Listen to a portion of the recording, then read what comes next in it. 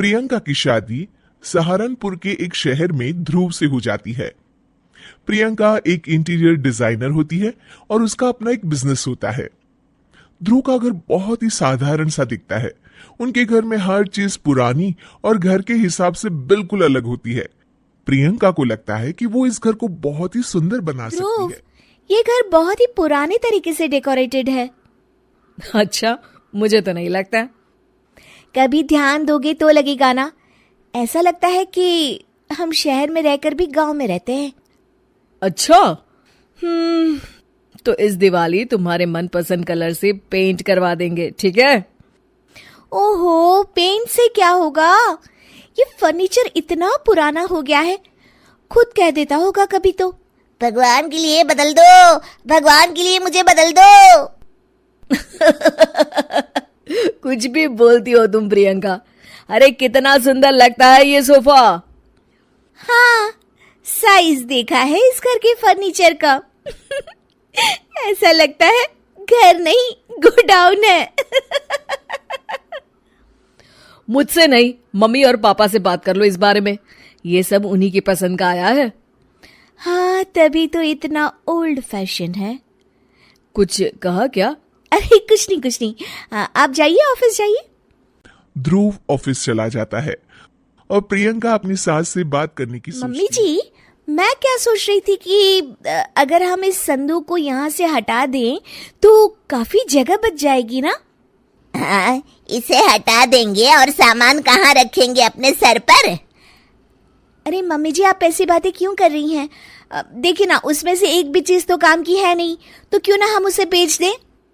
नहीं बहू, उसमें हमारे पुराने घर का बहुत ही अच्छा सामान है।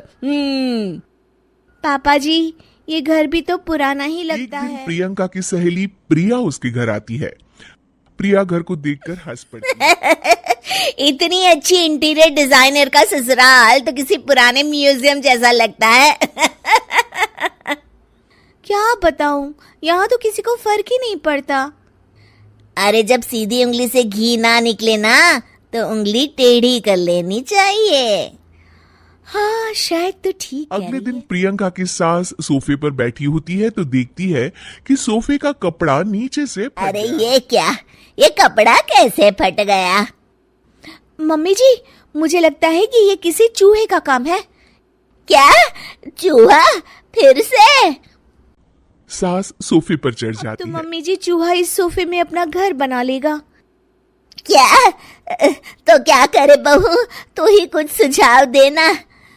मम्मी जी, हमें स्टील वाले छोटे सोफे बना लेने चाहिए ताकि चूहे को घर बनाने के लिए जगह ही ना मिले। तू सही कह रही है बहू। मैं अभी तेरे ससुर को बोलती हूँ नए सोफे लाने के लिए। मम्मी जी, नए सोफे लाने की कोई जरूरत नहीं है, हम इन्हीं से सोफे बना सकते हैं। आप बस देखती प्रियंका सोफे तो नए बना लेती है, पर अब उसमें सिर्फ 2 ही लोगों के बैठने की जगह अरे होती है। ये क्या? इसमें तो बस 2 ही लोग बैठ सकते हैं। अरे बहू, तुझे तो पता ही है, हमारे घर कोई ना कोई आता ही रहता है। इतनी सी जगह में हम कहाँ बिठाएंगे उन्हें? अरे मम्मी जी, आप चिंता मत कीजिए, उसका भी इंतजाम हो गया है। मैंने इस संदूक के ऊपर गद्दा लगवा दिया है और इसे पेंट करवा दिया है। उस पर बैठने की कोशिश करता है, पर संदूक की ऊंचाई ज्यादा होती है, इसलिए उसे बैठने में दिक्कत हो रही है। प्रियंका, कम से कम ये तो देखती कि संदूक की लंबाई कितनी ज्यादा है। ये बैठने में बिल्कुल भी कंफर्टेबल नहीं है। अरे आप भी ना, ये आजकल ट्रेंड में है, आपको तो कुछ पता ही नहीं प्रियंका है। धीरे धीरे घर की पूरी काया पलट कर देती है। एक दिन प्रियंका के ससुर के कुछ दोस्त घर पर आते नमस्ते बेटा, कैसी हो तुम?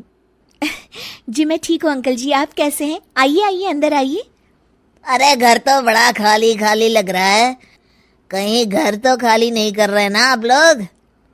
अरे नहीं, ये तो हमारी बहू का कमाल है। तुम बैठो ना रमेश रमेश। को संदूक दिखता है और वो उस पर बैठने की कोशिश करता है, और पीछे तक ना होने के कारण जैसे ही वो पीछे होता है, अरे गिर जाता है। रमेश, तुम ठीक तो हो ना? हाँ, ठीक ही हूँ। बस आज तो बाल बच गया। सब लोग गुस्से से प्रियंका की तरफ अब देखते हैं। रमेश अंकल को बैठना नहीं आता तो इसमें संदूक की क्या गलती है?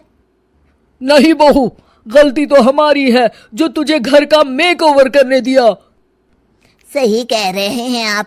बहू, तू हमारे घर को पहले जैसा ही बना दे। ठीक है, आप लोग गुस्सा मत होइए, मैं घर को पहले जैसा ही कर देती